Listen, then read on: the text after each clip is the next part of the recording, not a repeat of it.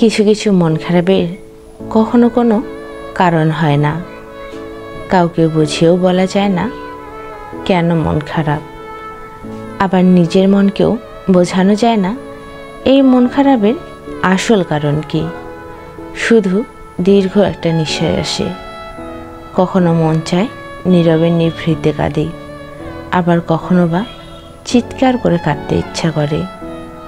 এই মন খারাপগুলোর কখনো নির্দিষ্ট কোনো কারণ না থাকলেও পুরো দিনটাকে কেমন যেন একটা বিষণ্ণ করে তোলে। হয়তো দীর্ঘদিনের জমানো মন খারাপগুলো একসাথে জমা হয়ে এই ধরনের একটা অদ্ভুত অনুভূতি সৃষ্টি করে। এই অদ্ভুত অনুভূতির নাম কি হতে পারে আমার ঠিক জানা নেই।